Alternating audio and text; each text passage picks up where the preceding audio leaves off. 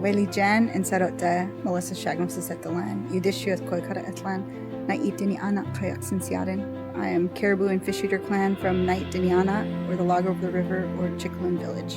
The symbol chosen for the Indigenous Place Names Project was the fire bag, because Dolye, which in Dena'ina means in it are things. Because Dolye is really a symbol of strength and survival for the Dena'ina people. It was an object that was very special because of the materials it was made from and because of who it was bestowed upon. The Dena'ina name for this area, for the creek, is Chanchnu. Chanchnu means grass creek. When the early map makers came through this area, they probably encountered a Dena'ina fish camp, and they asked the Dena'ina, "What do you call this area?" We said Chanchnu. They said Chester. We said, close enough. So there was no old Manchester or some homesteader that had whiskey still on the creek or something. So the Dena'ina name Chanchnu is really how Chester Creek got its name. My name is Michael Fredericks. I'm the president of SALT, and we've been working on the Indigenous Place Names Project for some time now.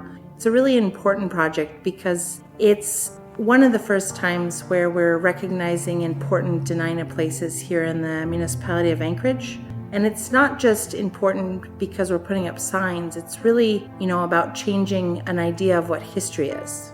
So Mount McKinley wasn't renamed to Denali just with a sign. It's about a process of acknowledging a different history, a longer history of who was really here before colonization. And to me, it's so important for identity, because not only our identity as individuals, but Alaska's identity. Because, when I was growing up, Indigenous people weren't really honored in those ways. And in fact, there was a lot of shame involved with being an Alaska Native person. I remember being a little girl with my father, being ushered out of stores with him because people felt like he was not supposed to be there as a Native person. There's a real change in consciousness about working on a project where you're exalting and acknowledging Indigenous culture from when I was growing up, and that was only 40 years ago. So here today, I have a 9-year-old who he sees today Native words everywhere, at the museum, in the parks now. He's so proud to be a Native person, and that's so different from the reality that I had. And I'm just so excited to be a part of that, to making this new generation of tiny Indigenous people very proud of who they are.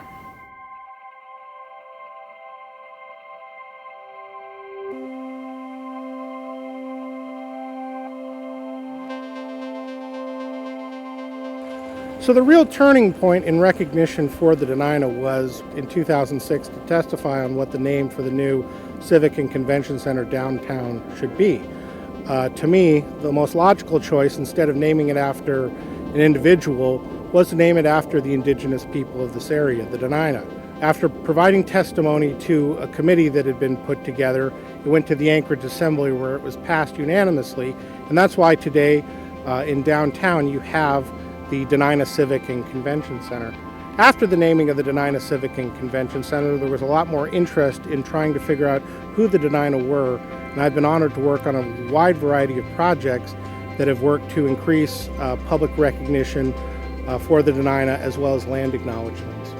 It's really exciting to see where this project is going, because it's moving from a signage project to a movement. Dena'ina ethnena chitidak. You are walking on Dena'ina land. I'm Beth Nordland, and I'm walking on Dena'ina land.